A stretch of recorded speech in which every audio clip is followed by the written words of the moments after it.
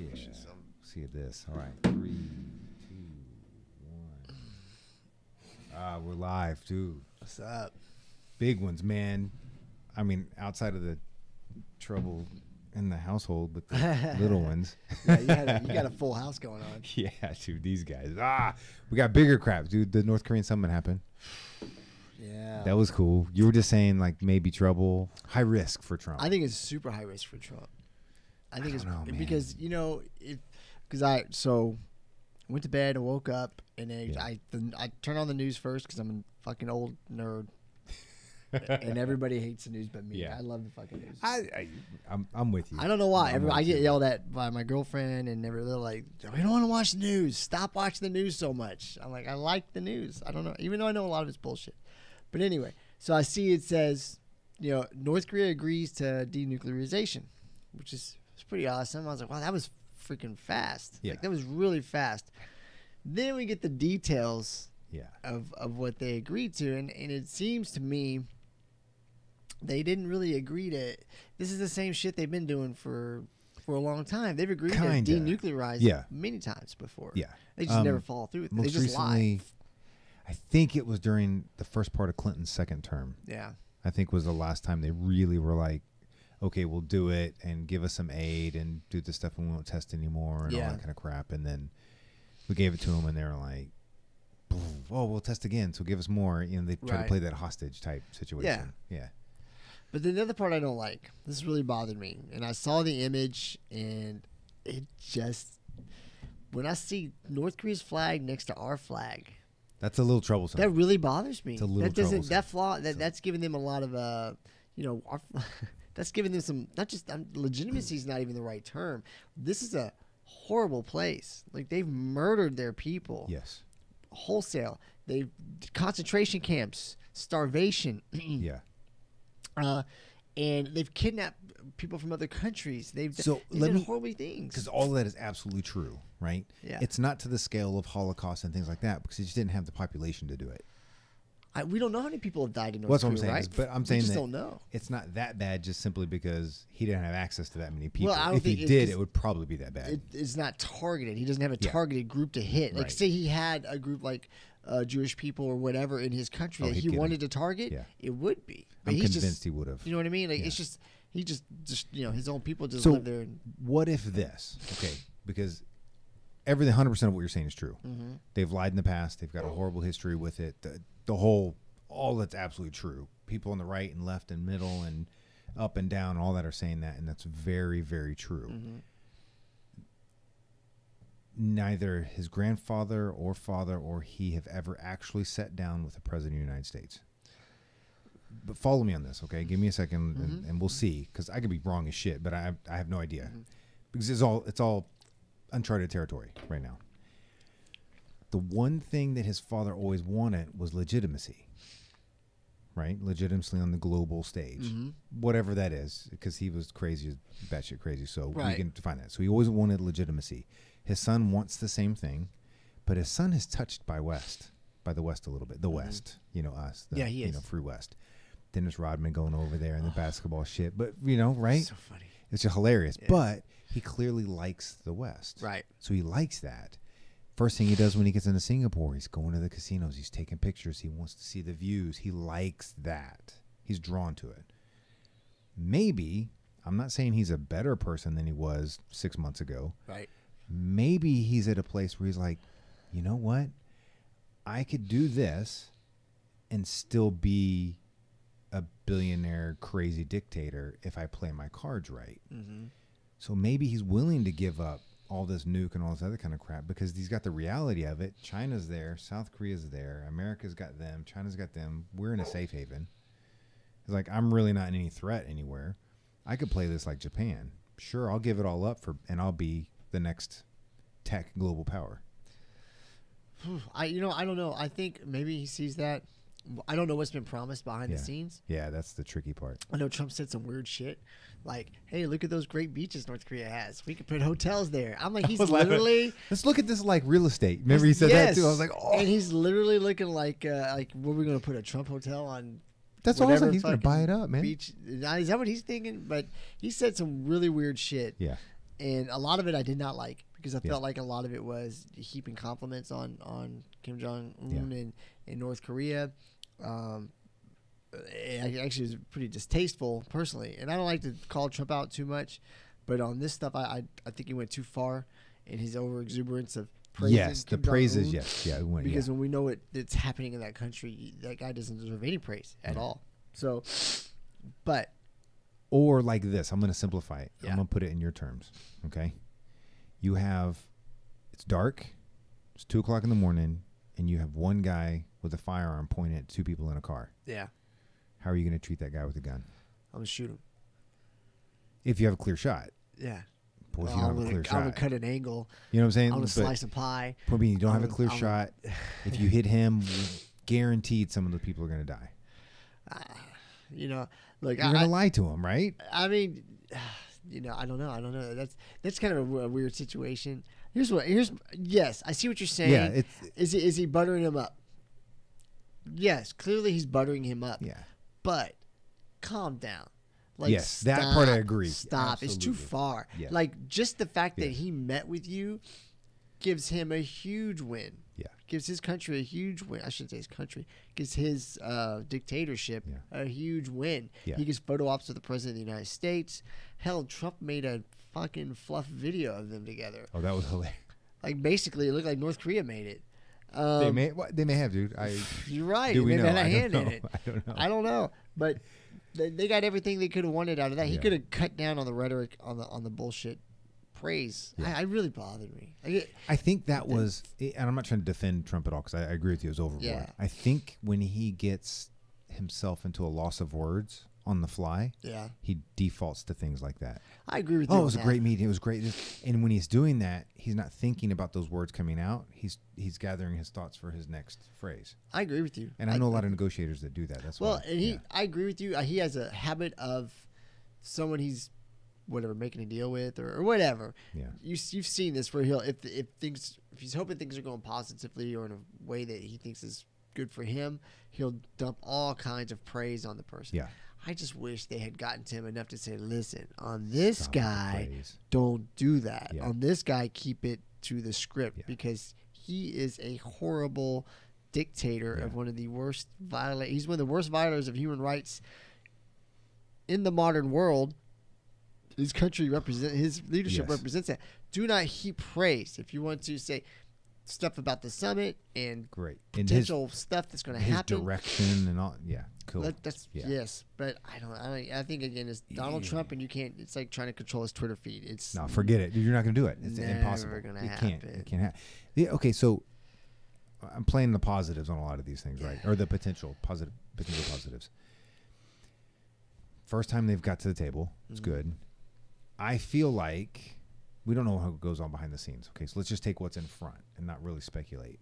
North Korea's given up some. Not a bunch. Well, you could say a bunch, but they've given up some. They detonated some of their testing facilities. They're not going to test anymore. They've already taken some steps to take down their one missile testing area just in the last, 8-9 hours, whatever it is. They've already taken those steps. They gave up the hostages free-nilly, right? Like no strings attached, just congratulations, these guys are freed. Right. They've killed others, but I'm just saying, still looking at it. A lot of one beer. Yeah, that was a nut one. But they've given some up, so they've kind of given. So maybe this is a different situation. I don't know. We don't know. That's the thing is we don't know. Here's the thing.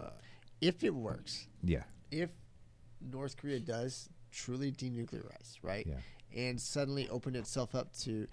There's some weird things going on, like with Kim Jong-un meeting with President of South Korea. Yeah, and there's some strange things going on. Like if you look at the whole totality of it, could it lead to an opening of some type of reunification of North and South Korea? It seems like that's too crazy, But is it?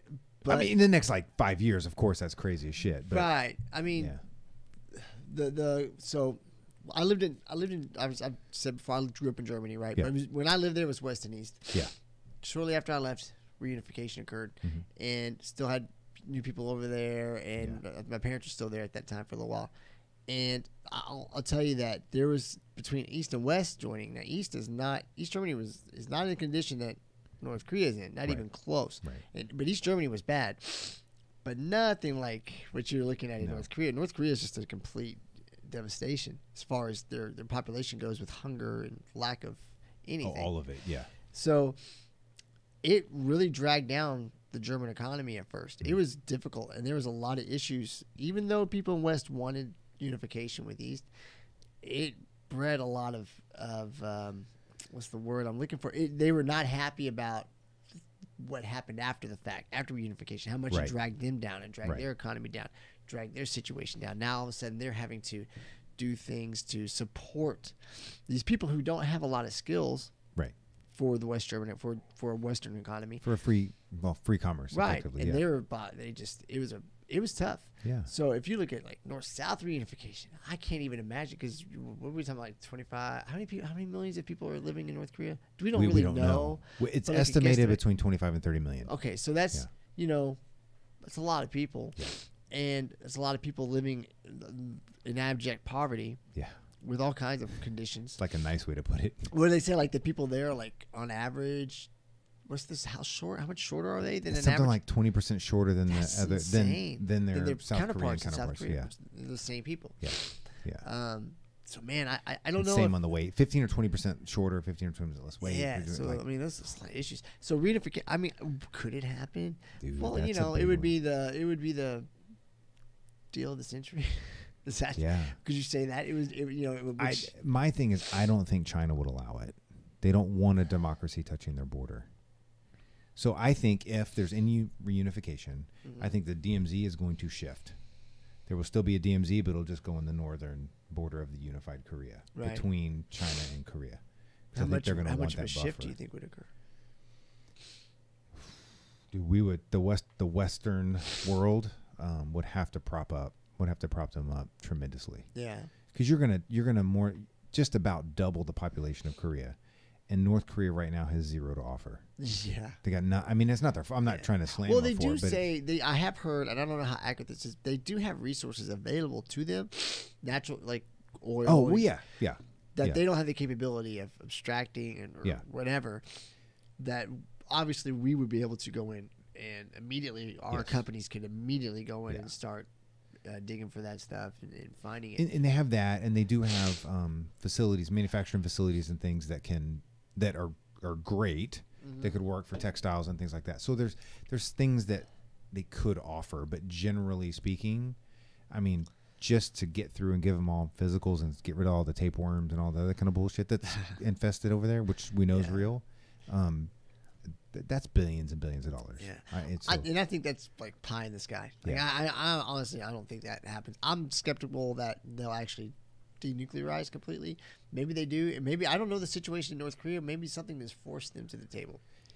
They're suffering. Well, China didn't give. Remember, he just met with China. Yeah, and they're not giving them. They're not easing up on anything. I think through pressure of the United States, they've cut back some of their help to North Korea, right? To try to force this to come along, maybe. I think so, yeah. Maybe. I don't know. But let's just say, I think best case scenario is they truly do denuclearize. Yeah. They crush their facilities, they crush their research facilities, they allow full inspections to not like the bullshit with happened in Iran, but like it's a true full inspections, and they can come through with and determine that yes, it is done.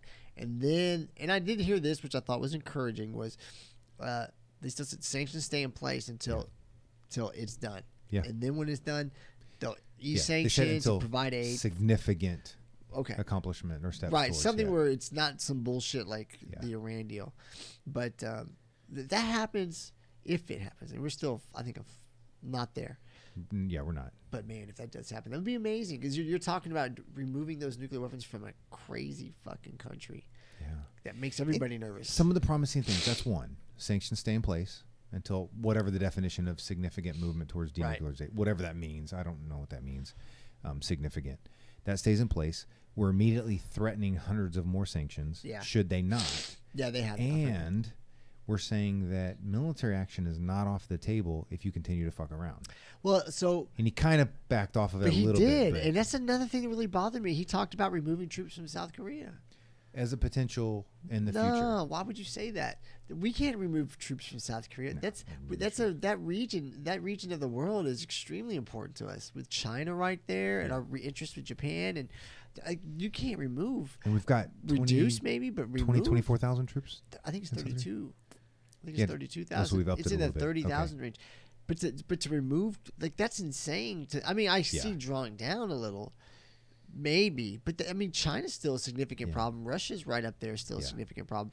It's a strategic Can't lose our location. influence. Right. Can't lose our influence in that. Yeah, Like, we're not gonna why go would he anywhere. say that? Like, Trump says things sometimes, and I'm Well, like, what are you You doing? have to remember, he's a businessman in negotiations. We're going to downsize our troops by 5%. She talked about pulling them out. By 5%. Well, 5% is okay. But you know what I'm saying? Like, so we're doing that. We're going to bring down this much because that's the threat that's been reduced. Yeah. Because you don't have nukes, you don't have this stuff, so we don't have as immediate threat. So we're going to downsize to the point of. I just feel like when he says some of those things Yeah. related to the military, that's not helpful, because that almost sends a signal to North Korea that, we're not as willing Yeah. to use force on you. You know what I'm saying? Yeah. Like, it's like sending them a signal, and then we're not going to do our annual or whatever it is, the next war games, like to call it, whatever. Potentially. Because that order still doesn't come through. Yeah, but he's saying it. You know what Yeah. I mean? Like, Yeah. I don't like that. I don't like the signal. Yeah. Like, I don't think anything should change. I agree. Including No, I our agree. exercises with South Korea, Japan, whatever joint exercises Yeah. are occurring. None of that should change. Right. It should we're not stopping until we see this occur. When we see it occur, that's when you'll see. Well, some you got to difference. remember is the exercises, the war games are set end of September, end of August. I don't know. I'm not sure when. August or September. Right. Let's just say September 1st for storage. We're just right around there, give or take a little bit. If nothing happens until then, they're still going on. I hope so. According to what's being reported. I hope so. If there's no movement by North Korea, that's still going on. And if it doesn't go on because there's no movement by North Korea, it's because we're going to be positioning our assets. Right. Does that make sense? To Yeah, put yeah. more pressure. Well, yeah. I'll just say this: if it happens, the denuclearization part, because I think that's our that's the big one. only one that really matters. Yeah. If that truly happens, I mean, that's amazing, and that would be pretty incredible. If that happens, then everything else will happen. He'll ease up. He'll be more humanitarian in his efforts. Well, he will would- never be all the way. Well, you would think he'd have to, because Yeah. actually giving up his nuclear weapons is his one leverage. Yeah. That's the one thing he has to leverage against the West to get more bribes, to get more. Yeah. We money still into got his chemical and biological. country. Yeah, but it's not nuclear. It- You know no, what I it's mean? not It's not the nuclear, same. right. Like chemical biologicals, yeah, it's scary, but not like launching an ICBM onto California. Yeah, I know. That's or Hawaii. Or anywhere. If Hawaii But- still exists, yeah, if you, at that point. Yeah. Well, it'll just be taller because all the lava. yeah, but I mean, it would just be one big molten rock Oh. on top of all the meth labs. I'm sorry. I know there's good people in Hawaii. It's no, just I a know. joke. Jokes. Don't take it so hard. So my deal is I'm optimistic that it's going to come through, and only because there's a couple of things that are different with this that lead me to believe maybe he wants to be different. If it happens, it's great. If it doesn't happen, man, it looks bad. If it I fails, think it looks really, if it I fails, think it's done. It makes Trump look like a chump. Yeah. But he put himself on his own timetable Yeah. because the elections are only a few months away. Yeah. I mean, it'll right now, this moment, it looks good for PR wise, except for some of the bullshit. It's more positive than negative right now. I think so. Yeah. You got to take away the media that hates him, and so no matter what. This after the summit right now today, now maybe it's dropped in the last couple of hours, he now has a rating higher than President Obama's average rating. I believe it. They showed. I saw. He was like at 45% or something recently. Low mid 40s. Something, which is for him, because he was like low 30s forever. I think he was in the 20s for a little while. Maybe so. I was But shit. he's done a good job. I don't know if he's done a good job, but I mean, you got to give him some credit. But yeah, his number. The more he's been in office and the more positive things have happened, people are seeing it and they're giving him credit for it. They're starting to do that. Yeah, you're starting to see obviously it. they are. People now. are employed. Yeah. I mean, I think I saw a stat where for the first time in like 20 or 30 years, we've got more jobs available than people unemployed. First time in American history. Is it the first time in history? Yeah. That's crazy, right? More jobs available than people unemployed. Yeah.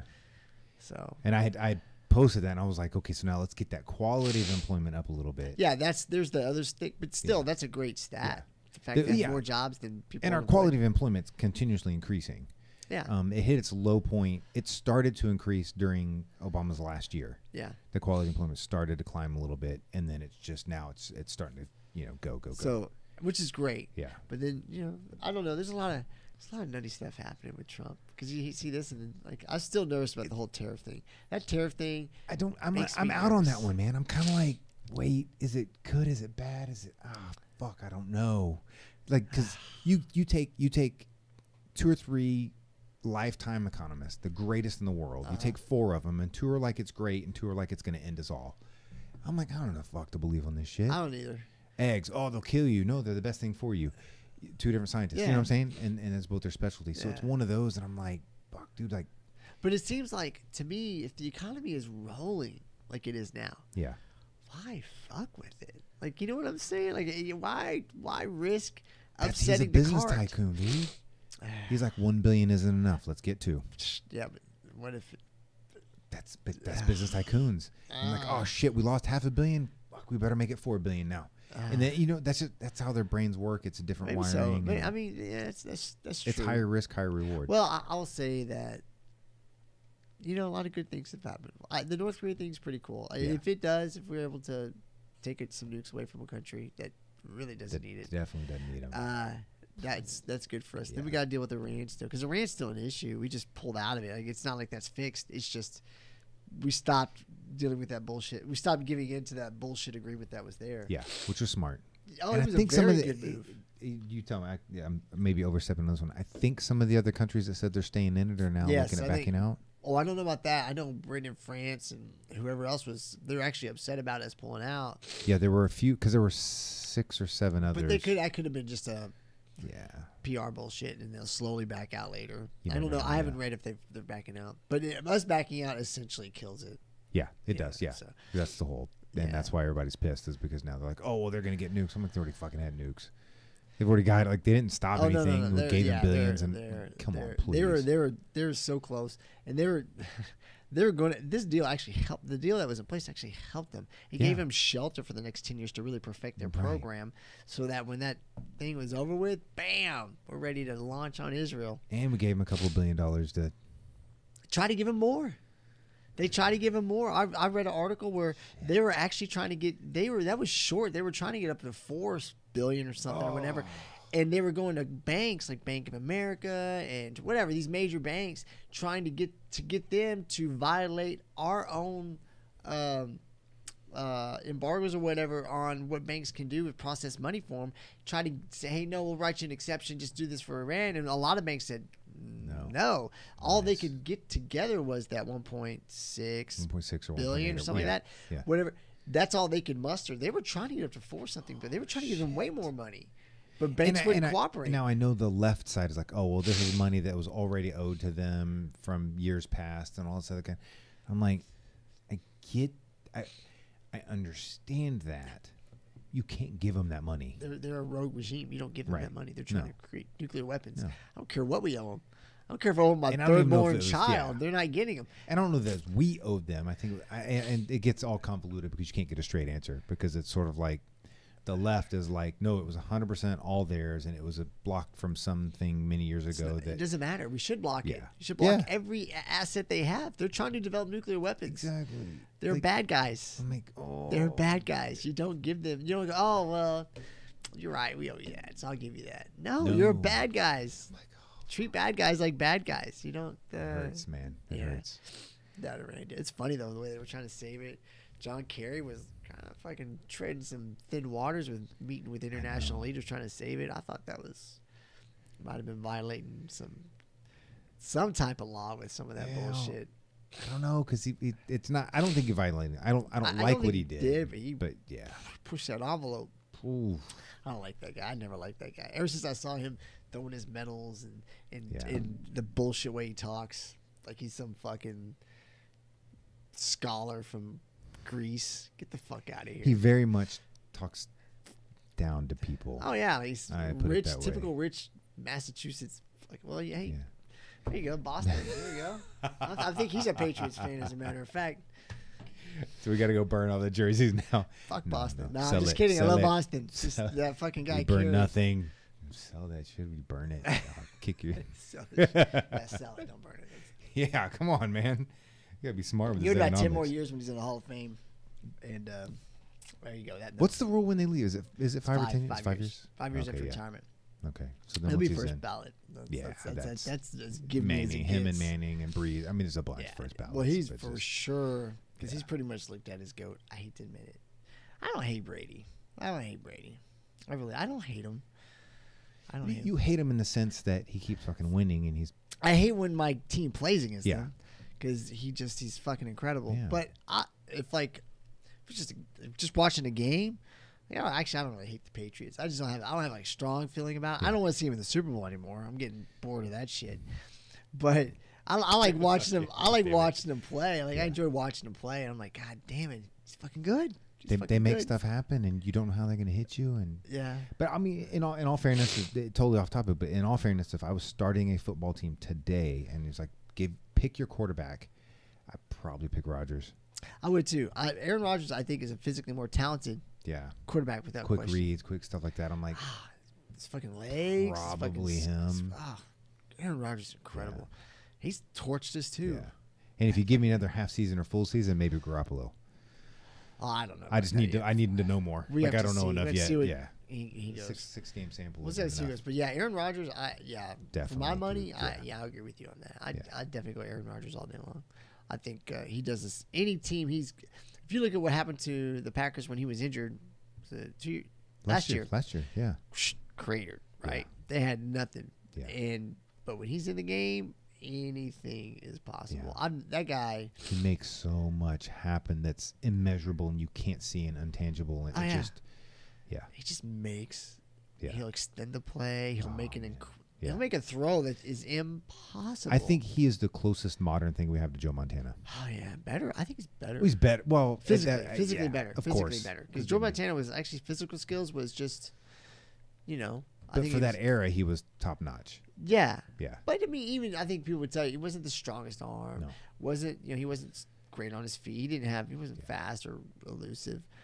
He was just Good at slipping. I guess Tom Brady would be a good example. Tom Brady has a pretty good gun though. Tom Brady can't run for shit, dude. Well, neither can Joe Montana. That's the only thing. I mean, he can run Well, a he little could bit. he could slip and run and move in the pocket.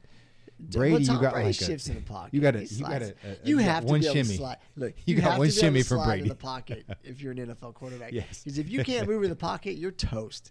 Because there is no safe Yeah. space back there for No, more there than 2 seconds or so. But that's why his release is like 2.3 seconds. Yeah, because he's got that one slip. Zips it out. Snap, slip, throw. That's Well, you just. it served him well so far. I just love to tease on Brady because I just think it looks hilarious when he runs. The best video ever is his combine video. Oh, I love that. When they replay that and Yeah. this is the reason he was drafted 6th, and you're like, whoops. You're like, I guess quarterbacks don't need to run 4.2 40s to be amazing. We forgot. they don't need to look right. They don't need to be a They physical don't have to be. Yeah, they don't have to be Just- aesthetically appeasing. They can just be fucking good. Just Yeah, abs don't make 50-yard throws on the button. apparently neither do arms or shoulders or No, anything. because these guys, that's. He there looked you like go. an out of shape swimmer. To me, He looked like a gangly kid that Yeah. gets picked last when you're playing flag football and you're picking teams. He looked like the last guy you pick. Or you might pick him second to last. Well, he's tall. We could throw it to Yeah, him. so he can reach over some guys. We'll But get he him. did but not look like the number one pick. He Yeah, well, but who's laughing now? proved us all wrong. Who's man. laughing now? Yeah, I would. Hey, did he never. cheat on he cheated on her, right? But what's her Giselle? How does her last name? He cheated on her? I think so, didn't he? Am I wrong? I thought maybe you'd know. I thought I heard that, which would be a crazy move. Maybe he Not his didn't. current wife. Maybe the. Was he married before? I thought so, right? Oh, I don't know. See, now I don't know. See, now I'm like, but see, you're getting into all the emotional gossipy shit of football. I don't give a fuck. Yeah, but if you Right, cheat yeah. on Giselle Bunch, you're fucking up. That's I would doubt that. I don't. I think maybe she I'm would wrong. take care of it if he did. I mean, I'm wrong. Maybe I'm just thinking of Jay-Z or Tiger Woods. Tiger Woods. Man, I missed that story. That was crazy. I still remember. Like, it wasn't just he cheated. Like he didn't just cheat. They found like 13. He had like all these something. different phones with like all these different women on it, and he was tagging a girl in like every town, and he knew all these porn stars. Just speaking of porn stars, Donald Trump. Maybe he knew Stormy Daniels. I don't know. It'd be funny if there's a connection there. But he had all these porn stars he was smashing, and he was that nerd through high school and college, because I mean he was that nerdy kid that everybody made fun of because he played golf, probably was in band, all that crap, and he got the money and was like party time. That's a social experiment. This is what I say always happens to somebody that is kind of suppressed, and then bam, they've got a ton of power or a ton of money, which usually those coincide. Yeah. They do bad shit. And if it's a guy, I promise you, it's any combination of alcohol, drugs, and women. Yes, 100%. And not be a ton of drugs and alcohol, but then it's always a ton of women. Then the women lever's going to go. It's always a ton of women. Always a ton of women. That's biology. It's biology. That's caveman DNA. Yeah. You always want if you look at nature, like the alpha gorilla or whatever, the grayback gorilla, he's always got he's got the women, right? Yeah. It's always the dominant male in the pack that's hammering shit. The Mustang and the whatever, the bull and the pin. Always. They're the master. And if you want it, you're gonna have to challenge him and take him down. If you can't, you don't get any women. You go over there to the corner and eat grass. So then, or ants or whatever the thing is they eat. Yeah, depends on what animal, whatever. Yeah, it's true. It's biology. Okay, male, female. We gotta talk about this hate, dude. Yeah, I saw you post about that. Okay, so several different posts and threads and chains over social media, and this was my intentional experiment over a couple of weeks, right?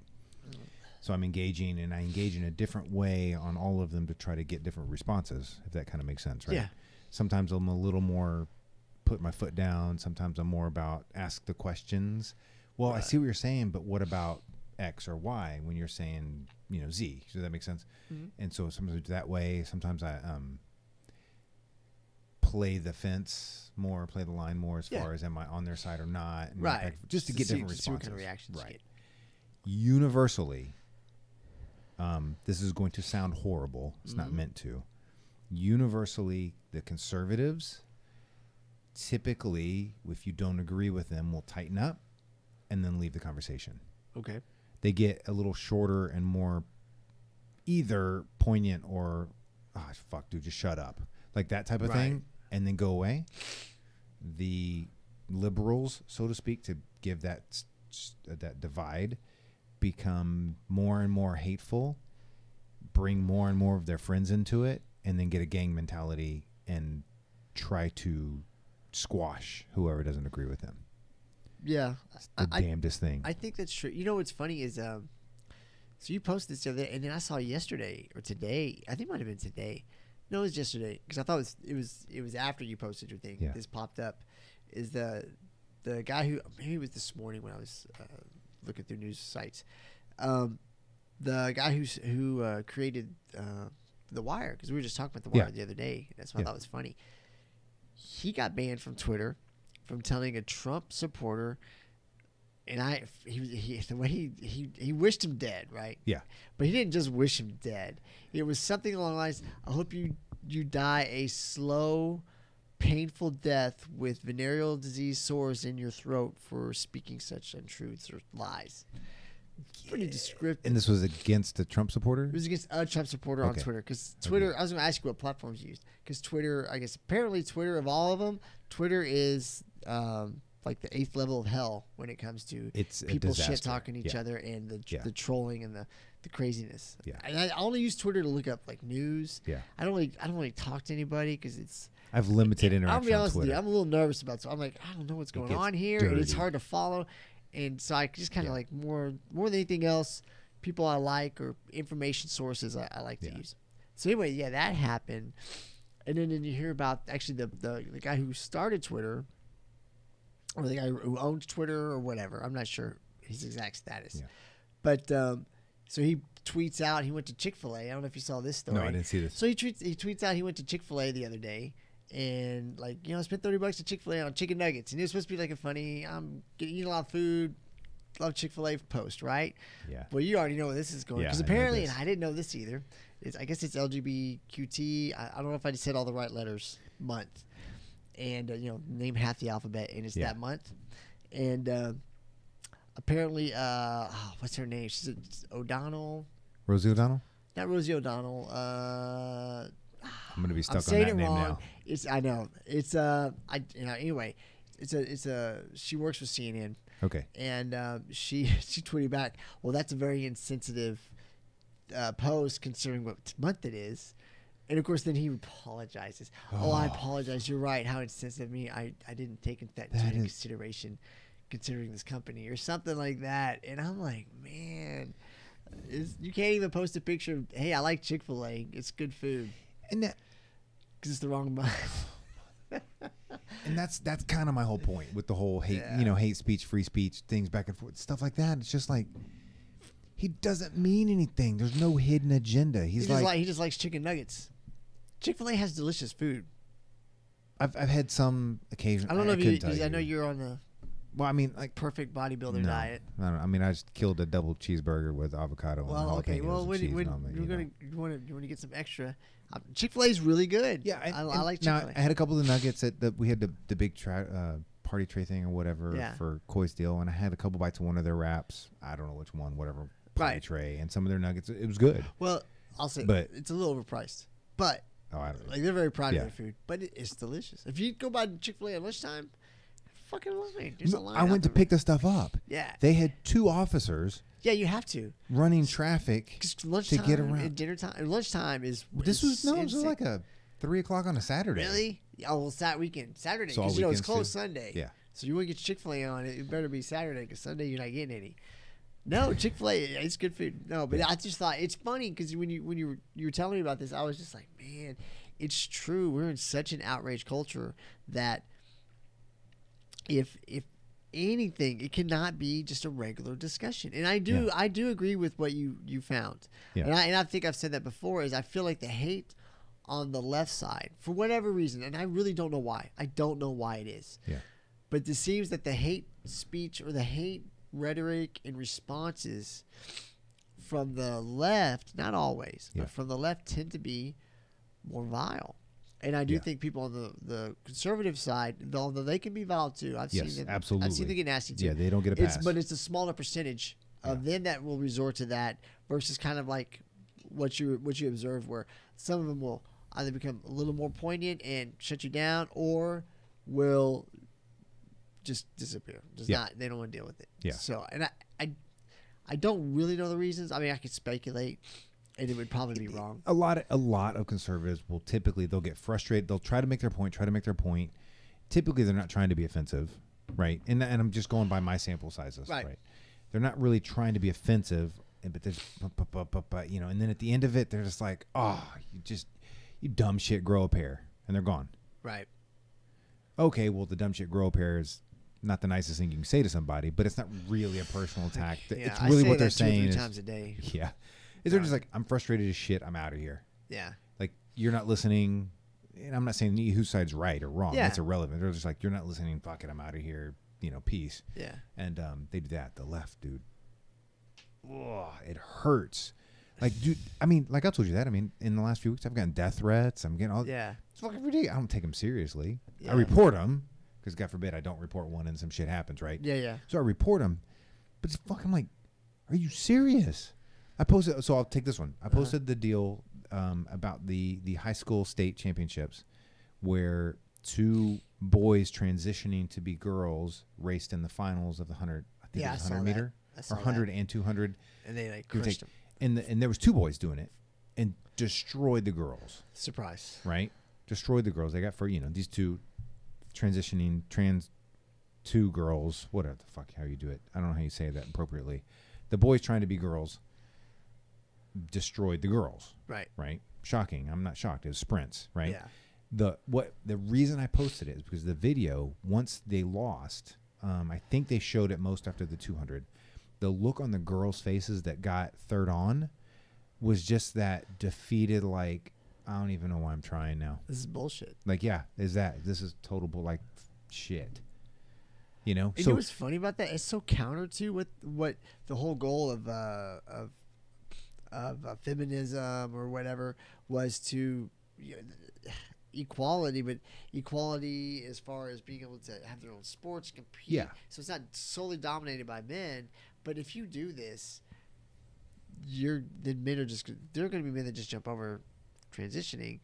Yeah. For the sole purpose, it's just basically just going to be men competing against men, but they're just wearing wigs and bras, I guess. I don't know. I identify as a woman. Yeah, I mean, I'm sure I'm sure they're legitimately transferring or transitioning. Transitioning. Yeah. I'm sorry. I'm sure they're legitimately transitioning, but it doesn't take the genetic. Look, you can say and put some drugs in your body and get a boob job and make other alterations. You're still a dude genetically. Right. You still got the bone structure, the muscle structure. Your body is built to do different things than a woman's body is built to do. Correct. And this is not changeable. You can alter it a little bit if you start early enough, but ultimately it's not changeable. Right. Like, you know, men are built to hunt and kill things. Women are built to do the other things, to nurture children and to and to keep the home safe while men go do those things. And there's very different genetic and physiological profiles for men and women intentionally. And that's what nature's doing. There are some women that are closer to a man in their hormones and their biology, and further away, and same thing in the men. And you hear a lot of this, oh, well, there is no just male, just woman. There's a lot of gray. There is truth to that. There's some truth to that. Some women have higher testosterone and lower estrogen than other women. Right. Just like some men do and the exact same thing. That's just how we are as humans, right? I said something very similar to you, and some of it I put a little more science in and reference those things. Oh, dude, I'm a bigot. I've got hate. Why do I come and spread on my vitriol and all this? Why? Right. I'm like, no, I'm taking this angle. This was me in this chain. I'm taking this angle from fair and safe for the athletes. It is not fair for one athlete to compete against another athlete that's on hormones. Right. Yeah. Or like the female wrestler or the male wrestler transition. No, it was a female wrestler transitioning to male, but she was on a ton of testosterone. Yeah, here in Texas. But they would not let her compete. She actually, in fairness to her, she tried to compete against the males. Yeah, they denied her. They would not allow her. So then, of course, she goes through and just absolutely, she's loaded up on testosterone. Yeah. She's going to, if she's training hard, she's going to just crush. She did. It was some 250 matches straight or some kind of bullshit that she won. It's the same thing. Like I just don't understand why we're playing this game. Well, here's where I came into it. On one of these deals, I got obliterated from this. Holy shit. But truth is, I referenced that girl. Right, I don't remember her name, but it was Texas wrestler, state champion, all this kind of stuff. She's taking testosterone. Mm-hmm. The last time I checked by UIL state rules, especially wrestling, but all of them, taking hormones such as testosterone is banned. Okay. How is she competing? Yeah, it's a good question. Period. Against men, women. How do you? Because I want to transition. I get an exception. Did she get a medical exemption? How do you get a? That's a good question. I don't know. I don't know the answer. Like, no, you're taking testosterone. Yeah, because if you give, this is me taking all the crazy side, and I'll get all the hate. If you have two guys, and this guy's constantly getting beat by this guy, he can say, "I want to be more of a man, so I need a medical exemption to take more testosterone, so I can be more masculine." Right. You have to treat that the same way as you're going to treat a girl who wants to become a boy, right? Yeah, I would think so. Because how can you differentiate if there's equality? It's true. And she wants testosterone to be more like a man. It's true. Well, he identifies as less of what the ideal man is. So you've got to let him take it. Well, I guess their argument would be, well, he's already a man, is what their argument would be. But then you could just make the argument that, well, maybe I need to transition further. Like I wasn't biologically given those gifts, so I need something to make it even. Right. Is I guess where the argument could go. And I don't know, but you're right. I think the hate is stronger. I don't know why. I don't know. I don't know why. I can't pin why it is that way. That people on the left are more hateful. Yeah. And I have ideas. Straight up immediately go to bigot. Like, I've been called everything. Because I've engaged in this in the past, and it's been a while since I've done it. A lot of it was probably before the cop hate started, but then kind of during the cop hate a little bit, and I stopped. I was like, you know what? I'm gonna get myself in trouble here. I'm just backing off. It is, because yeah. I can't deal with it. But yeah, it was immediately bigot, immediately racist, immediately whatever it is. The shutdown term that they're going to use to shut you up. Yeah. They go straight label to you. It's so quick. It's like not even a hesitation. Yeah. If you say something that disagrees with their point of view on that topic, doesn't matter that you're coming from a point of view of science or a logical difference of opinion. Yeah. Nope. You're a bigot. Yeah, it's instant. Dum, dum, dum. You Hitler hate gay and people. devil and You hate yeah. You're Hitler. Yeah. You're Hitler. I've been called Hitler before. Yeah, whatever. Oh, what are you, alt-right? Yeah, I haven't heard that one yet because I have not engaged in these conversations, so I haven't been called alt-right or anything. But I don't know. I don't know why we can't have just talks. Why we just can't have honest discussions. And anymore. And I'm just using quick references to kind of keep you in what I have to deal with and shit. But one of them, to paraphrase, very closely paraphrase, but just not an exact quote, but to the effect of, "Oh, you're just a young, cute, white, all-American looking boy. What do you know about hardships?" To me. Yeah. Well, and because like, you're a white male, so you have not experienced the difficulties that minorities have experienced in this country. That's the go-to. I've heard that when you're a white male, you don't know. You're privileged. You have white privilege. You have no idea. Yeah. And I'm like, you have no idea what people go through. You don't know what each individual has gone through in their life. So you think you've had a hardship. You don't know. And that's when it's kind of like, if everyone that actually knows a good chunk of my story would destroy anyone that ever suggests that. Yeah, absolutely. Like, but people are dumb. Yeah. They are dumb and they make assumptions and just say things. Yeah. And it's kind of, where I've said before where I think people in our country are so spoiled by how wealthy we are, and they've never really experienced what other countries go through. Talk about North Korea, that's an extreme example. But they don't know. They don't realize it, so they have all this time to just blame. I don't know. They blame everybody else for the issues that are plaguing them. And they're small issues. In the big picture, they're small issues. They are. To them, they're not. I made the comment on one of these chains that I said, "Hey, look, really, guys, you guys need to chill out. We live in the greatest, freest country the world has ever seen." No. You can't say that. They say no. No, we're because horrible, our trans people can't get into the military. That's not true. I'm like, right. Just the military won't pay for it. Yeah, you can be trans and go in the military. But if you're, but you're going to go on what your biology says. You're going to go on what your. I'm sorry. That's but you how can it get works. in. Yeah, you can get in. You can serve. It's not. This isn't. But you can't. The military won't pay for it. This is a corporate world where you get to choose how you're termed. Although from what I hear, the military's kind of heading that way. I hear a lot of that. It's getting it's almost like this is there is the military who actually takes care of shit, and then there's all the other positions. Yes, that's actually a very good point. There's that's a really good point. I don't know the right way to term that without offending everybody in the world. No, I think you nailed it. Well, I think you could be more blunt, but you're right. There's this military that's in direct action, and then there's these guys over here, and that's not discounting anybody's service. Right, they're still serving, and we need the people who aren't doing the hard shit anyway. But it used to be, when I was in, for instance, support personnel were they still are just as vital, but they were expected to be able to handle a firearm and they still had to do the basic functions of a soldier, whatever branch you're in. Yeah. And although their normal job was not doing that. Yeah, they didn't carry a firearm daily. Right. But or trained with one, but they qualified every quarter, whatever the requirements were, but they were essential. But I do agree with you. There's a softening they're more almost I don't know if this is even a right word, civilianization of those positions. I know what you're saying. They're being run more like civilian jobs, more and more, and less formal military. While this side over here is still doing the job and still under the same things it's always been under. This job is just it's almost becoming more civilianized in a weird way. I don't know. I don't think that's good.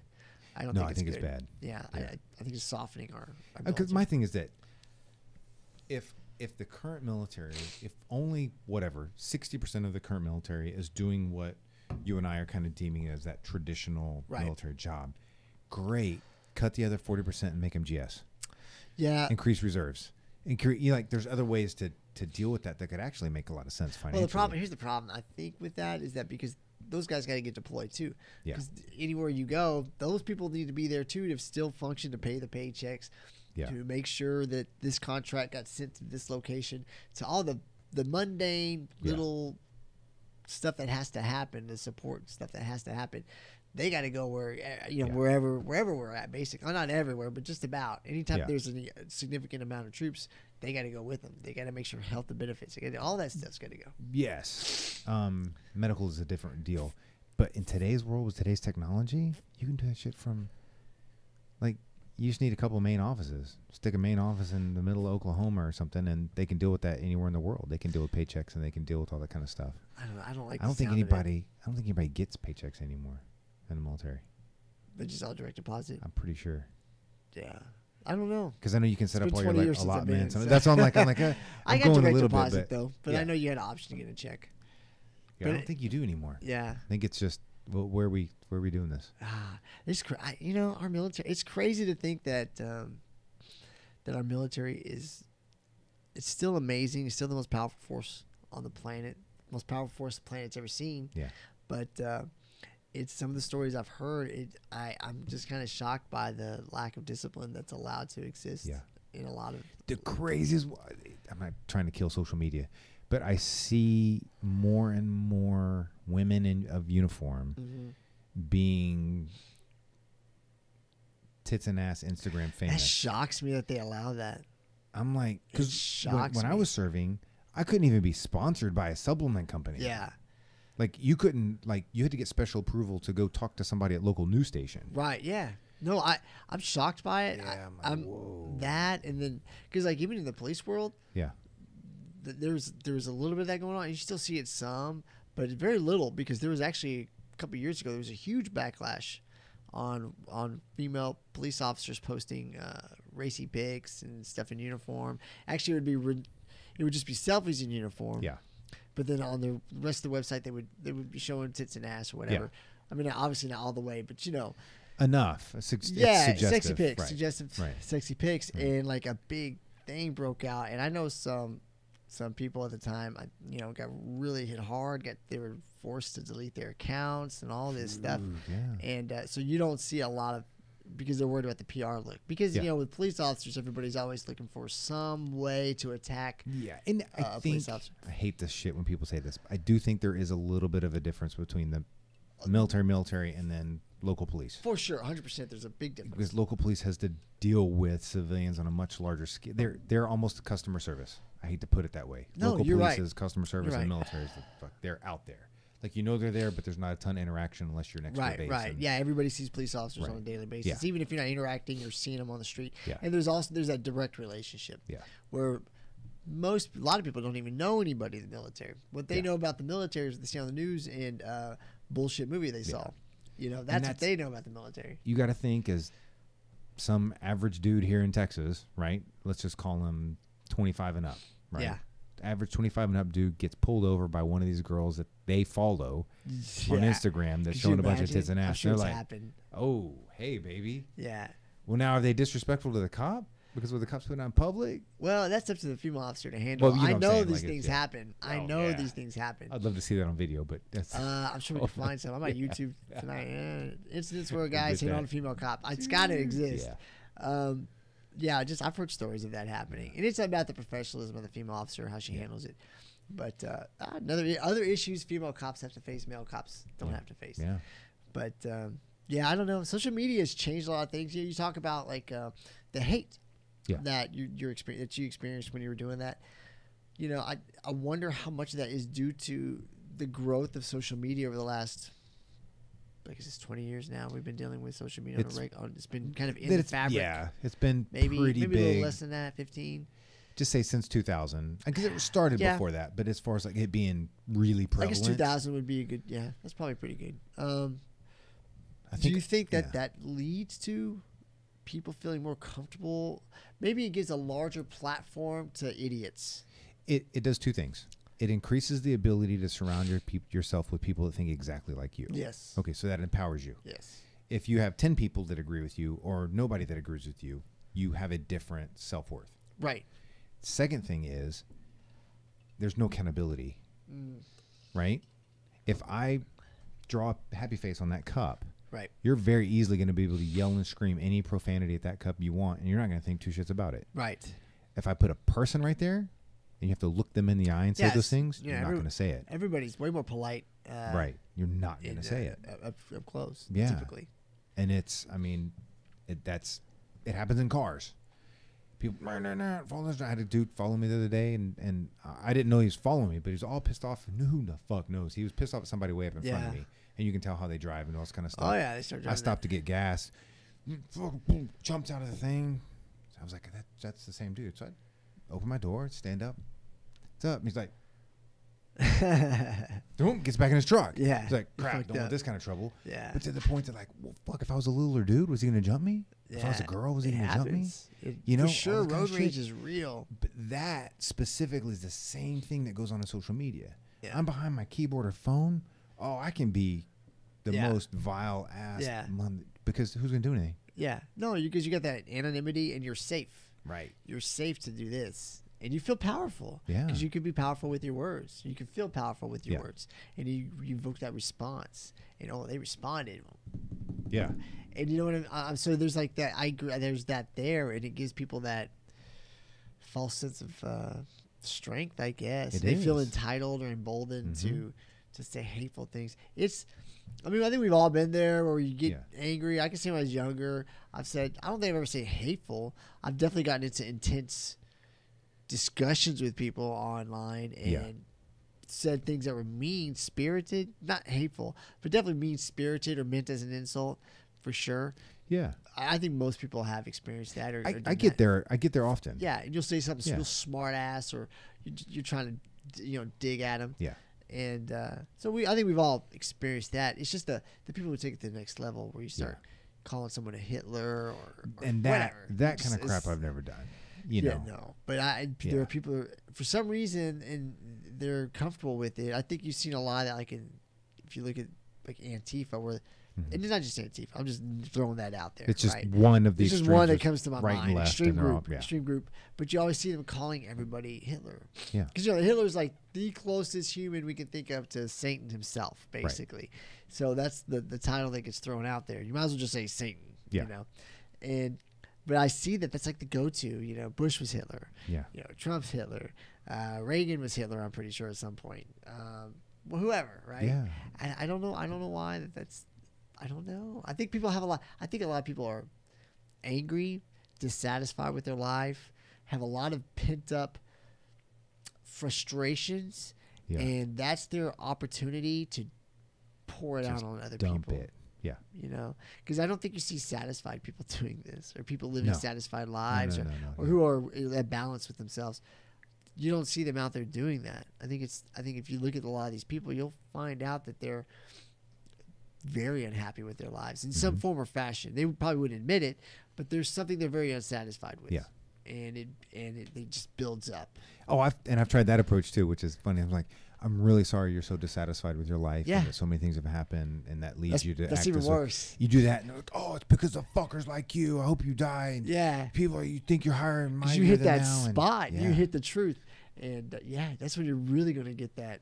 Yeah. The louder people get, the more boisterous people get about something, the closer you usually are to the truth and of that's what it is. my gauge on a lot of these things the last couple of weeks. Yeah. Is that I'm those, like, if they're they'll say X, and I'm like, okay, Y, and it is not. There's no evil. There's no poke. Right. There's no stab. It's just Right. literally like, hey, great, you feel that way. Here's my opinion on it, and here's why I have that opinion on it based Yeah. on some science or logic or reason. Yeah. And here it is, there. Boom! You bigot ass spreading your. I must have been right. You hit the spot. I won. Yeah, that's been my gauge on a lot of things. If you ever watch these politicians that are like super anti anything gay, Yeah. right? Name whatever it is, anti-gay marriage, and they're out there talking about the Bible and it's a sin to mankind. Sure as shit, that guy's gonna get caught in a bathroom stall trying to have anonymous sex with some other gay guy. It happens every time. happens a and lot, the louder, a and here's the lot. funny thing: the louder a politician is about it, the more suspect I am that they're that closeted gay. Yeah. That they're suppressing it so much that there's their cover. Is they'll use, let's say, religion. Well, usually it is religion. They use religion as a cover for being gay and trying to hide it. Yeah. And instead of just, hey, this is who you are, people will love you anyway. And you can even be Republican and be gay. It's okay. I you know don't several. have to. You know Yeah. exactly. You don't have to. But society has taught you that you have to do this, and so you feel it's necessary, and that's your cover. But yeah, usually that's the one thing. And even on the street, one of the ways when you're talking to someone or interviewing somebody, a turd, or usually the louder they are about something, the more guilty they are about it. It's like, why are you? What Shakespeare say? Why? How's it go? Oh, Why protest so loudly or something like that when he's talking to someone he knows is guilty? Pretend or we'll just say that because I'm like, it's I think something like mine that. would be Way. I don't know. Yeah. I'm not a literary scholar, but it's true. Yeah. It's true. It's 100% true. I'm just like, so here's the deal is taking things like, I think it's important for there to be discussions and debates and communication about things like race and religion and Hugely important. injustices, however you define that, and things of that nature, because we all should strive to have less suffering in our communities. Yeah. Especially from For sure. what I see as insignificant things. For sure. I think it is insignificant what race you are, who you like to go to bed with. I don't fucking care. Right. In the big picture, it really doesn't matter. It matters right now is because people are being treated differently because of those things. Mm-hmm. I don't care if you're Jewish or if you're Hindu or if you're Buddhist or you're Christian. I don't really care if you go to church or not. Congratulations on whatever it is you accomplish. Yeah. Like those things are insignificant to me in the grand scheme of things. And so how do we get to the point of them actually being insignificant? Because if you try to have the discussions, most of those discussions are going to happen in some form of social media now in today's world. Well, maybe we're just infants in this social media time. Well, of course. It's You know what 20 I mean? years. Like, We're yeah, such of infants that course. we don't even know how to have legitimate, cordial conversations right now. We're just not at that point. We're just not there yet. We're just too young with this. Our kids are growing up with it. Yeah. You know, like my kids, your kids, that's all they know is social. To us, it's a new toy still. Like to me, it still feels like a new toy. Yeah. You know, it feels normal, I guess, but it's a new toy. This is what our children know. Like their homework assignments are done through social media and through their cell phones. Yeah. And that, Which is insane. because I remember, because there was those phones. We had rotary phones, dude. Let's go back. Well, we had landlines, and I remember when I was in high school, people had pagers, and but they weren't allowed. Yeah. Because only doctors and drug dealers had pagers. You know, which is probably not 100% accurate. No, but that was always the perception. So you weren't allowed to. If a pager went off in classroom, that teacher was snatching it, and it was gone. And you couldn't hit the teacher for taking your pager. Or the teacher would hit you back. Yeah. Depending on the teacher. But I think we're such infants with social media that we're just not there. We're still learning how to talk to each other properly. I think things are going to come along. I think so. One thing that was interesting, I was listening to, I think it's Candace Jones. Mm-hmm. She works at Turning Point USA. Yeah. Kanye West tweeted about her and all that stuff. She was talking about she had started a project where, and I think this is before she became well known. She was going to start a project where they wanted to develop a platform to uncover trolls, basically. Yeah. I know. I remember this. You heard about this? Yeah. So, and I guess someone who made a fake outcry about being harassed and picked on and became well known for it, like freaked out and like attacked her. But basically, like first was like, hey, you can't do this. It's dangerous for you. Don't do it. And she was like, well, no, I'm gonna still do it. It's a good thing. I'll take the hate. Whatever comes my way, I can handle it. Whatever. And then the girl got super aggressive about it and threatened her. Said she was going to be attacked in mass. It was I don't remember the girl's name. Yeah. But she's actually still currently at Twitter. Yes, she works for Twitter. And That's deals with leads, manages, what other words, a lot of the hate type situations on Twitter. Yeah. And they're saying that basically everything that she had gone through in high school, the girl at Twitter, not Candace. Yes. Wound up not being totally proven, but they're pretty sure it was all fake accounts that she created and hated on herself to get the notoriety to be put up to be Right. raised up, which got her the position at So Twitter. maybe what she was afraid of was being exposed by something. Now I think we can't. We don't have. It doesn't exist. Just we wanted to try to develop one. Now maybe we need to get to a point where online IDs, like you have to be some type of. You have to be. Everybody has to be verified to some degree. I've been saying that for well over 10 like years now. we'll just say the main platforms: Twitter, Facebook, where a lot of the conversations are occurring. You should have to be verified. Like they should have to verify you as a person with a real name, and that way, if you say evil shit, it gets you. You're caught. Like you are known. Like hey, they said some evil shit, and it'll make people, I believe, be more likely. Some people don't give a fuck. They're gonna say whatever they say. They got nothing to lose anyway. But I think most people in general, when they're accountable for their words, will be more careful. Well, a lot of people say this. Oh, that's too difficult. Oh, that's too hard to manage. I don't think it's too difficult. That's the dumbest fucking thing I've ever heard in my life. Set it up through your app store or the Google Play Store or the 3 platforms that you download the apps to your phone and to your computer. I don't buy that for 2 seconds. It's too difficult. Because you set up through them, and then every app you download, your biometrics are attached to it. Yeah. Be it eye scan, retinal scan, fingerprint, whatever. And I know that freaks people out in a way because everybody likes the anonymity. It doesn't want to be, I guess they're worried about their privacy or whatever. But hold on, man. Something needs to be done to civilize discourse. Yeah. Because I think it's a problem. Like I think it's a legitimate, polarizing problem. Like it's hard to have honest discussions with people without all the crazy. And you shouldn't be able to have, in my opinion, you should not be able to have more than one account for any platform unless you are managing an account for a minor. That, or if you have a link that shows this account also belongs to. Well, like you could have a business account and a personal account, right? And you can manage accounts for minors. Yeah, right. I don't have a problem with people having multiple accounts as long as it's on there. Hey, this account belongs to so and so. They're using it for separate from personal or whatever. Yeah. Now, I don't think you should have 10 accounts under 10 different names where you can play all this bullshit. No, that shouldn't be allowed. That's what I'm saying. You can't do. But that's up to these companies too, right? Because they're private companies, so it's up to them if they. I was investigating something today, and there's all these apps where you can purchase things. Lots of purchasing apps out there. Yeah. And so something that was stolen was sold on one. I'm not gonna name the one. I'm not gonna say any details. Yeah. But I was looking into. Well, maybe I can find out who the account information was of the person who sold the stolen item, and of course I look into it. Well, you can put any bullshit information you want on there to start an account and sell stuff. So there's absolutely no way to track who's on there. There's just no way. There's zero way to do it because I just made up a bunch of shit, threw it on there, and it worked. That thing was legit that I put on there, and I was like, man, that's bullshit. Like that should not be allowed because that's perfect for selling stolen goods. Well, because my thing is that if let's just use Apple, the Apple Store required you to have your biometrics stored to download any app, which then automatically attached your biometrics to that app. And you're 100% they can do that. They do it already. Yeah, but I mean, yeah, exactly. Effectively.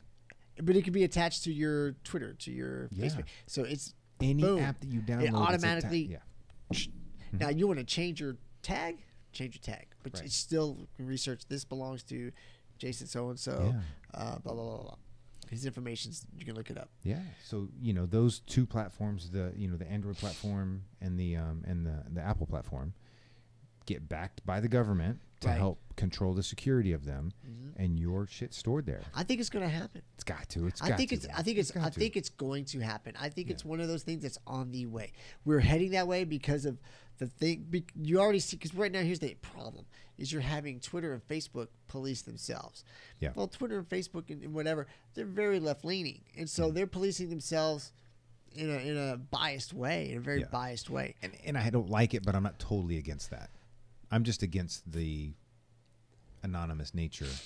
Well, that's why I say what's going to happen, and I think what fixes a lot of this, kind of like you're saying, is everybody has to be verified. Yeah. If you're going to leave comments and engage in discussions, you have to have a verified account. Otherwise, maybe you can watch, but you can't play. Yeah. you don't get to engage in discussions if you're not going to be verified. Yeah, and I'm actually okay with that. Like Yeah. you can make an account that's unverified, and you can see everything that You just the can't people allow you to see. participate in discussions. Can't You post. can't write hate. Yeah, I would be 100% okay with that. that's amazing. 100%. Amazing.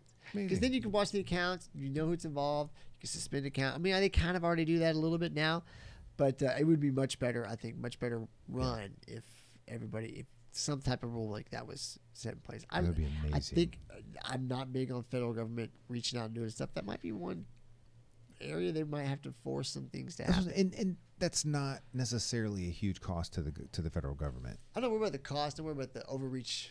Yeah. On people's rights. I don't like the federal government being involved with affecting people's rights outside of the Yeah, the I Bill of Rights. think I feel like I would like to argue that is potentially a security matter, in the sense that we want to protect people's rights and civil liberties and things of that nature, and the government saying we are forcing you. We're not going to force you to censor or do anything. But we're going to force you to have every account on there verified. Yeah. Work it out amongst yourselves. You have this long to have it accomplished. Yeah. And we, the government, are just going to make sure that you're doing that. Yeah. And that's really the Something like that. extent of it. They're not going Yeah. to come in and say, we want the data. They're not going to come to this, that. None of that. No Yeah. data sharing or any of those types of deals. Just simply you are required to have verified accounts, and then some system in place for them to check that periodically. Yeah. That would be great. I think it has to Yeah. happen. I think it will. I think we'll see it I hope in so, the next man. few years. I think you're going to see it. Because that shit Because is, now it's because I think people want fairness too across the board Yeah. with how these things are enforced. Yeah. Because you see it also with YouTube doing stuff. I've had that's, in these 2 weeks, two times I've had to defend my YouTube account. yeah. that's Okay, what I this is 2 weeks. Yeah. Yesterday, my Facebook account and my Twitter account was suspended 2 or 3 days or whatever it was.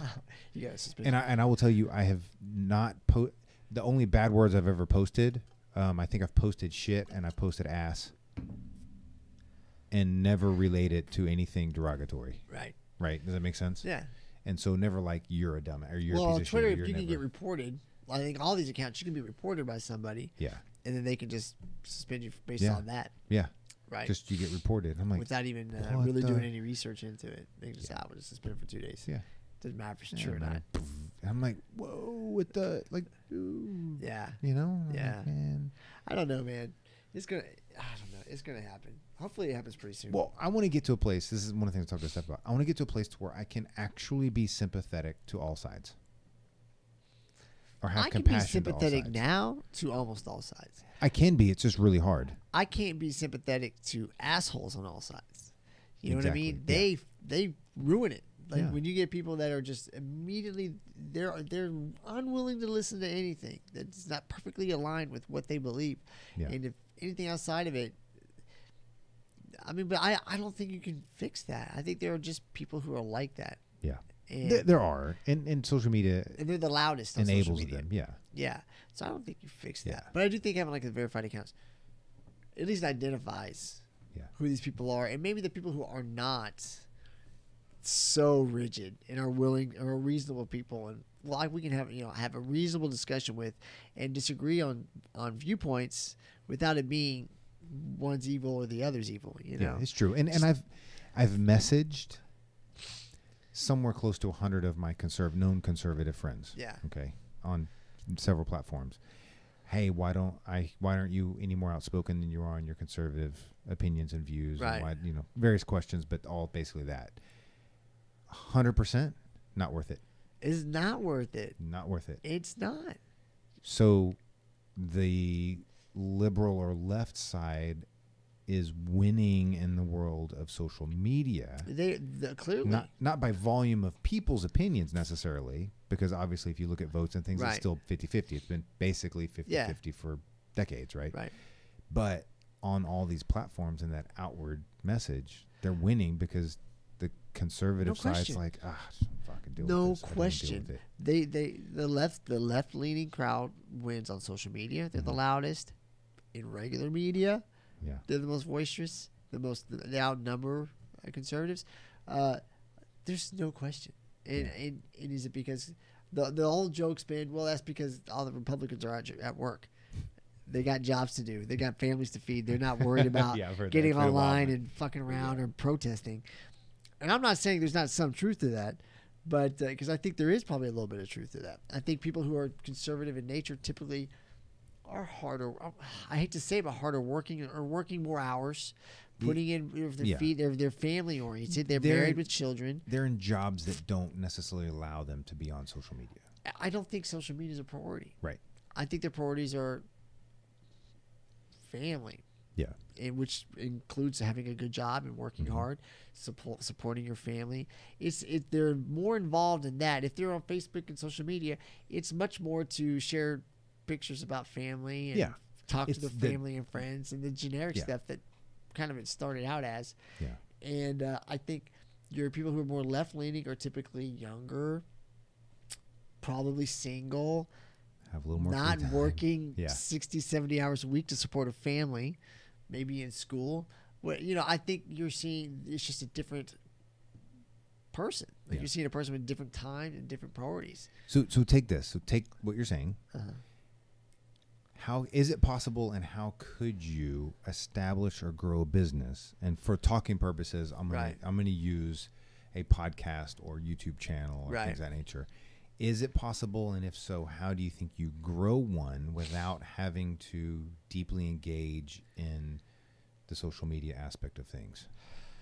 And I say that you talking about like a social media business, or not a social media business, but just like for story purposes, we'll take this. So take this podcast, which is on YouTube and all the audio things, and everyone knows I'm more conservative than liberal, right? So I'm going to use this one as the example. Okay. So can a conservative person or conservative business that is entertainment or media related, like this, grow it without having to deal with all of the liberal hate and nonsense side of things on the social media aspects? So yes, you can grow it. Yeah. Can you dodge the hate? No. Yeah. I don't think that's possible because everything's interactive. That's the whole point of social media. Is everybody can interact with everybody. Right. So yes, 100% it can grow, and it can grow mostly by the people who probably more than likely who kind of lean towards your beliefs anyway. Yeah. Right. That's how typically things happen. Yeah. Because I mean, even me, I'll make myself listen to stuff that's real left leaning, but it's painful because I'm like, oh, you're an idiot. I can't listen to this. This is so dumb. And why am I wasting my time because you think things aren't true or they're they're misguided. Yeah. But I'll force myself to do it. But it's hard to do. And it takes you kind of have to force yourself to do it. Most people aren't going to do that because they probably don't want to be open-minded anyway. Yeah. So, but it's uncomfortable. Right. You make yourself feel uncomfortable. That's exactly what it feels like. But I do think, you can 100%. You look at, similar example, say someone like Ben Shapiro. Very conservative. Now he's a very intelligent, very brilliant guy. But very conservative. Started out in media very young. 16, I think. Yeah, he was writing articles for whatever it was and doing shows and stuff. But he's way more conservative. Like, I don't agree with him on a lot of stuff. Some stuff I do. There's a lot of stuff I don't. Like when he gets into his religious talk, I'm like, oh yeah, I do the same thing. I'm like, okay, let's just muscle through this and might be something after it. Yeah. But he has done that with a conservative. But also he likes to play with the left leaning crowd. He loves to engage with them. I think that's part of what's made him. That's kind of part of what has made him who he is now. It's so well known is his engagements with people on the left because in his purview he is extremely knowledgeable about what he's speaking about. Yeah. And he has a good background for it. He doesn't talk about things he doesn't know. Exactly. Well, that's very Which important is smart. too. But it's like it's painfully obvious. But he knows a lot about a lot of things. Yeah. And when it comes to politics, he's very well informed. Yes. And he's been following for 20 years. Yeah. Well, he eats people up and spits them out. Yeah. Now, until he meets people that are on his level, and then you see that. But usually when you see someone on his level, what I do love is it's a reasonable, good discourse. It's a disagreement of ideas, but it's an exchange of ideas without the hate or the vitriol. Exactly. They have a discussion, point, counterpoint. This is what I believe. This is what I believe. This is what I believe. This is what I believe. This. Fantastic. We don't agree on everything, but I had a good time with you. Yeah. It's great conversation because they're both at that level of intelligence and all that stuff. And I think once you get to that point, you're above that. Like you're not everybody, but typically, you're kind of above that. So I think, 100%. I think you have to. I think you almost have to have. You can't ride the fence too much. No, I don't think. Some people can. I think you have to. I feel like I don't know. I feel like you have to dive into one pool or the other. I think so too, and I think you need to be outspoken in what you believe, and I think that's probably the best way to grow it is if you're outspoken and articulate and very knowledgeable about what you're speaking about. And I'll say, I think the only way you can play the middle or stay on the fence is if you have some other level of fame that's driving your deal. Who does it brilliantly is Joe Rogan. He plays the middle with everybody. He pisses me off sometimes because I'm like, Joe, I know you don't believe that. Yeah. Like, why are you feeding into their bullshit right now? But he allows people to tell their story. He does. Which is amazing. But he'll agree with them a little. He'll sound like he's agreeing with them. Yeah, keep him going. He plays with them. Not plays with them, but he'll, so like this. And I'm listening like, dude, like I heard you 2 weeks ago talk about a completely opposite side of the fence, and you were agreeing with that guy too. Not agreeing with. I'm not gonna say he doesn't two-face or hypocritical, but he definitely he rides that fence. Now he will state his views when it's necessary, when he has a view to state, and then sometimes he'll say, "Well, I'm not super knowledgeable, but it seems to me this way." So he's very honest. But I think he's the closest person I've listened to that's actually kind of down the middle. That plays the middle on his interviews. I guess I feel like he is about as middle as somebody could possibly be. Yes, he's on the left of things. Well, there's some things he's pretty conservative about. Well, yes, for sure. There's some things he's way left about, and it's weird how all of those mix. I think he's a good example of where most people are today. Yeah, like I think I don't know if most people's correct, but it seems to me people are less playing right or left. Yeah. Nowadays, people are thinking more for themselves. They're more informed, and so they're taking viewpoints on each topic individually. I am seeing more of that, which is fantastic. Yeah, I like that because that means you're thinking for yourself. Yes, and I think that's what we need a lot more of, and I think that's the future of where our politics is headed. Yeah, there's a lot of reasons for Trump, and I think that's one of them. Is people are taking topics individually. Yeah. It's not. Okay, so you're on the right, so I have to agree with everything on the right. I think the left's still more bought into that right now. But I do think in the middle, they're not going left or right. They're going, well, what do you say about this? Right. And what do you say about that? And then they measure how those play out before. Okay, let me not, you're Republican? Well, I got to go Republican. Yeah. Or you're on this one issue, you're this, so I got to go that issue. I wish they would take the straight ticket option off. They really should. That's a horrible, the straight ticket ballot. I'm wondering where that came from, where they just started allowing straight ticket ballots. I don't know if it's been from the beginning or not. Well, back in the day, when it's push all the buttons and pull the levers and do all this other kind of stuff, it's just if you are gonna go full Republican or full Democrat, it's easier to go think. Okay, there's my deal. Yeah, but as opposed to have to go. It enforces the 2-party mentality. I think that off because you should have to. Now, if you want to go through the effort of voting for someone you don't know each time, okay, fine. More power to you. But I bet you if you were like, I don't know who these people are. Where's the ones I know? Yeah. Okay, president. Yeah. That's the one I'm voting for. Right? Fuck it. Because it needs to be informed voting. We don't have informed voting. Yeah. I think it's the biggest fallacy that anybody can vote. And let me back this in. Yes, I'm with you, but I'm not. Here's the thing. It's not that everybody that's a citizen doesn't deserve the right to vote. Yeah. But I really believe if you are uninformed, you shouldn't have a say in who's going to make major decisions affecting our country. Because, I mean, what's happening there? That's not an informed vote. There needs to be some level. And I know this is like treading on thin ground, and it gets into issues with the civil rights and whatever that we've dealt with, and women's suffrage. Yeah. But I think we got to look beyond that. That's not what we're talking about here. We're talking about if you're making major decisions for our country, you should have some level of education and information before you're allowed to vote. I don't think that's a crazy thing to. Like you should.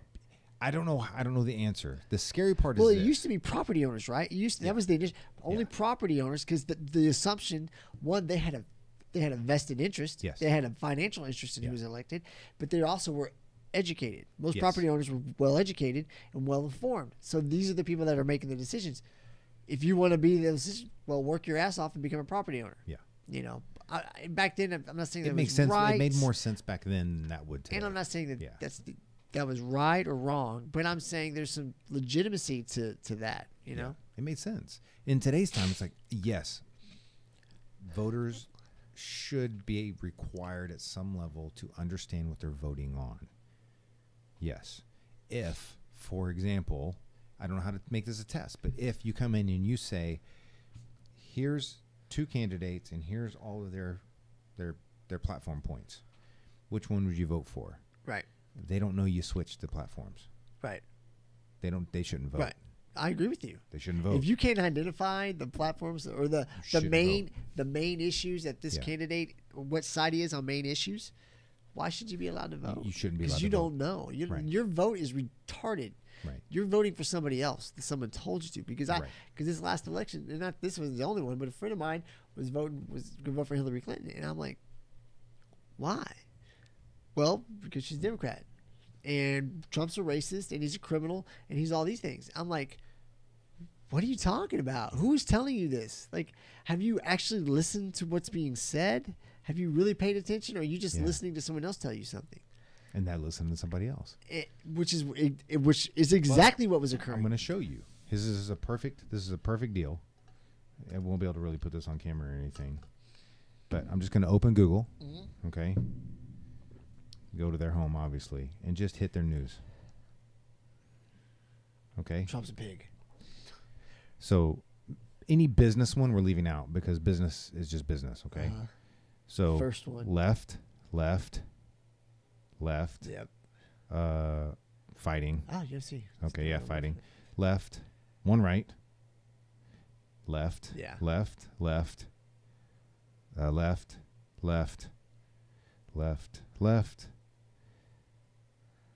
I think they're neutral.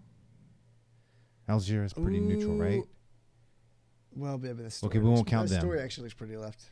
Yeah, we won't count that one. I'm not sure on that one. So left, local left. No, you're 100% right. So out of whatever that was, 12, 15, there was one fighting, one neutral, one right, all left. You're right. No, it's those are the media sources, and that's what we were talking about earlier. The left owns social media and regular media. They own it. Actually, social media is the one place where the right actually has kind of a pushback, but that's getting shut down by these platforms who are now deeming hate speech as a reason to shut down certain sites or demonetize or whatever, or deprioritize where they don't get posted up. They're using, they've said there's hate speech involved. That's their excuse to censor it. And it's always people on the right. And it's almost never hate speech. It's almost always just conservative speech, or the name of the person is someone who speaks conservative issues. And they just... And if you hashtag MAGA, hashtag Trump, anything that's pro-Trump or pro-Republican, you often get tagged. Did you see Dennis Rodman wearing a MAGA hat on TV? That was hilarious, man. While he was crying? Yeah, that was hilarious. I was like, dude. Man, what was he talking about? He had to be in hiding for 30 days. What was he talking about? I don't know that part because I was getting the kids ready this morning. Yeah, I was trying to figure out why he was in hiding. Shit, and I don't know the hiding part. Why is he in hiding? It's Dennis Rodman, dude. Man, he's crazy, but it's a nuts time we live in, dude. Nuts. That was crazy, right? Dennis Rodman in a MAGA hat, and Kanye West in a MAGA hat. It's crazy. Then okay, so I got to say this. We're close on this. Yeah. De Niro. Today. It was yesterday at the yeah, it was yesterday. It was yesterday. It was yesterday. Yesterday, day before, whatever it was, The all the F-bombs against Trump. At the Tony Awards. Yes. Has yet to say publicly one negative thing about Harvey Weinstein. I wonder what that's about. Sorry, De Niro's been doing this for since before he's elected, right? He's been cussing Trump and saying he wanted to punch him in the face. Yeah, all this kind of stuff. All this, like, he's this Hollywood tough guy. Right. It's like, yeah, you're tough on TV, De Niro. You're not tough in real life, brother. The reason I bring that up is that I feel like athletes and actors and actresses and that genre of people need to shut up. Yeah, but here's the thing: they feel self-important. People around them tell them they're important. Yeah. And the people around them tell them their opinion matters. And they do. They have a massive following, and people do listen to what they say. Right. And that feeds into their ego. And I think a lot of these people are coming from backgrounds. They're not coming from typical backgrounds. Correct. You know what I'm saying? Correct, yeah. A lot of these actors, some of them are well-educated. A lot of them aren't. A lot of them are high school dropouts. Went to Hollywood to make it big. Or whatever. And I know that's not always the case. There's some very intelligent actors. But acting well doesn't make you an expert in anything other than acting well. Yeah. Yeah. Now, I'm not saying you can't be an expert in something else. I'm not saying that. Right. But acting well in itself, on stage, on screen, a combination of them, on weekly shows or big, huge movies, all of those things do not make you an expert on anything except those things. Yeah, but they have a platform. They're on television, and they get the chance to. And of course, because I heard it, I didn't see it. I think I might have saw a little bit, but I heard it, and of course he starts yelling "fuck Trump," whatever. That's first of all, it's fantastic, very very eloquent, great speech. Right. That just your intelligence is shining through. Thank you. Wow, for this moment. Yeah, Well thought out speech there, but. The crowd jumps up and is standing and cheering, and it's because he's speaking to his own people, and other actors and stuff like that, but it's just they have a platform, they feel I'm not gonna like boycott people's movies. I love movies. There's no way I would boycott movies. Yeah, but I take it for what it is. It's an idiot. It's someone that honestly, if you had a discussion with them, how many of them could actually hold an in-depth discussion about many subjects? Probably not many. Yeah, I think there's a few that obviously could, but I think most of them are so caught up in their own little world of self-importance and narcissism, and how important they are. They don't fucking know. Like you saw with the Eagles not going to the White House. And, I still don't know that full story. So but so this is my understanding of it. It was the Eagles. A lot of them didn't want to go because they don't like Trump. Right. Pretty much. But the part that there's, in fairness to the Eagles, Trump made it about the anthem thing, which I'm sure that played into it for the Eagles too. But it was broader for a lot of those players. But the Eagles never kneeled the entire season.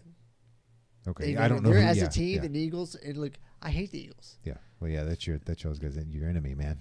Fuck the Eagles. I hate them. I hate them. But I will be honest. I'll give them credit. They didn't kneel for the anthem. They were very respectful of how they did their protests and stuff throughout the entire season, the same way the Cowboys were. So it's not fair to put the kneeling on the anthem thing on them because they didn't do it. Right. But they have issues with Trump. I think that's the they have a right to do it. I don't like it. Because I think it's sending the wrong message to our country. Yeah, we don't need to be divided. And this is not the. First of all, Trump's not Hitler, so please, if you're thinking that, stop. Right. Okay. But two, if you really believe in these issues, in these issues of say police brutality is one of them that doesn't exist. I'm sorry, but they think it's an issue, and whatever other issues. Well, doing that's not is not helping your issue. Going and meeting with the president and saying, hey, we need to talk about these things. Well, that will help your issue. It has a possibility of it. Yeah. And here's the thing. Trump's been open to that. He just pardoned some chick that probably shouldn't have been pardoned because Kim Kardashian. Oh, yeah. In fairness, from what I understand, she's been actually, and I don't know anything about Kim Kardashian other than porn, and she's got a fake butt that I don't think is that attractive. No, I don't think it is either. Because it's not it's not a fit woman's butt. But anyway. But in all honesty, apparently this is an issue with the justice system and false imprisonment or whatever, fairness in the justice system. She's been pursuing for most of her adulthood. So this is not like it's new to her. She just took on a celebrity cause. But she met with President Trump, was able to affect some change. She did it right. She didn't just blast Trump, say fuck Trump. I'm sure she said negative things about Trump. I'm sure she doesn't like him. But she saw an opportunity to affect change. She took it. I don't like the guy, but I'm going to go up. You saw what Trump said about the NFL guys that are upset about the kneeling.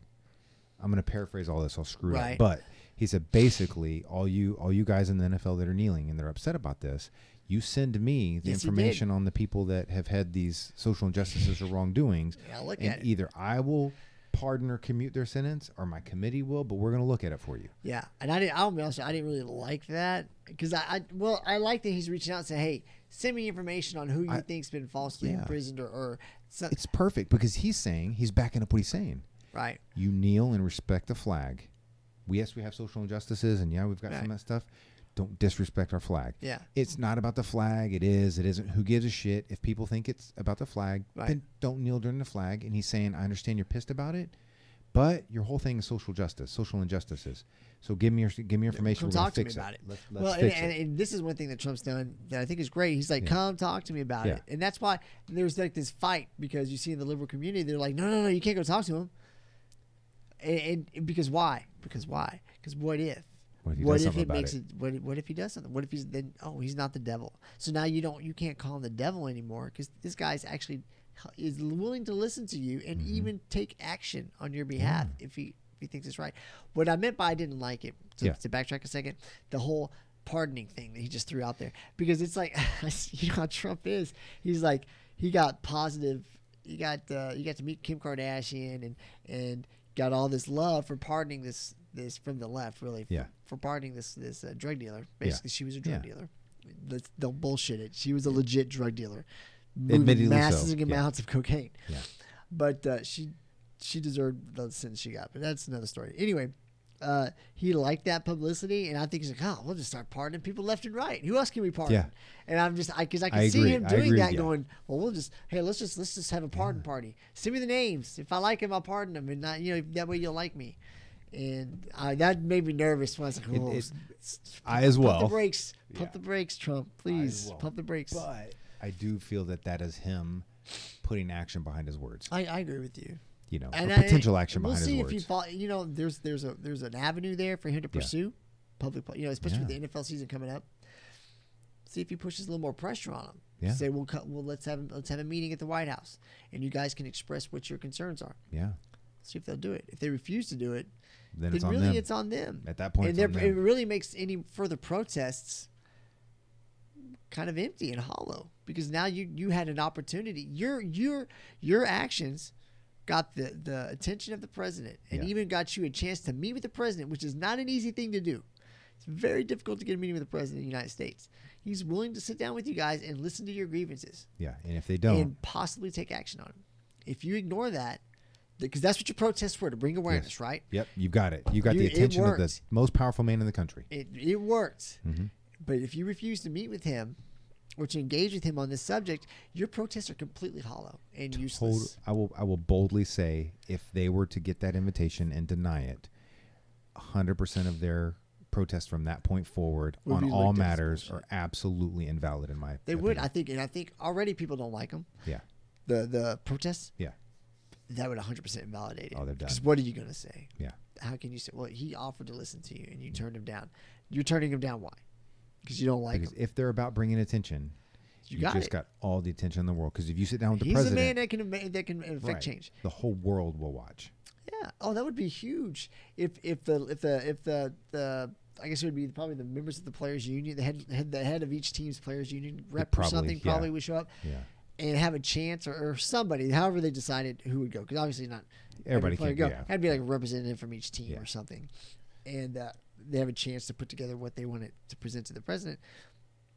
They made a change. They get a win. They can present that as a win. We met with the president. And we presented our ideas. And we presented this to him. We're going to see if he's going to take action on it. We as citizens it worked. Not as elected officials or anything. We as citizens came together and got to sit with the president. And they can say their protest worked. Yeah. The only caveat I have with that is Kaepernick should not be allowed anywhere near that place because he is a communist piece of shit. Yes. Yeah. Kaepernick is a communist, cop-hating piece of shit, and I will stand by that all day long. That's the one guy. I don't know that he should be.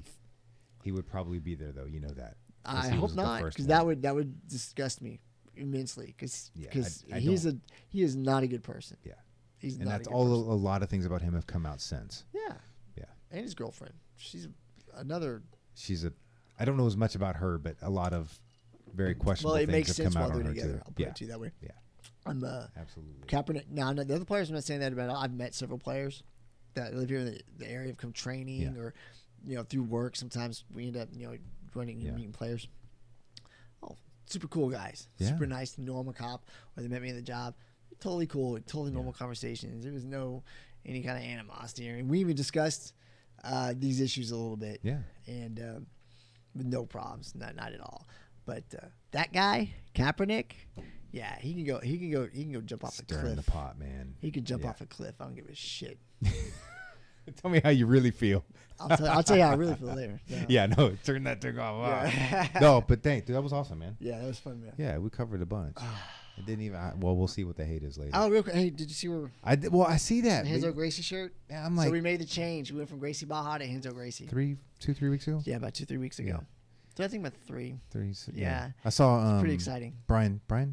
I saw Brian's video. Yeah. Well, it was. So there was a little bit of a. I don't want to get into the weeds with it. Yeah.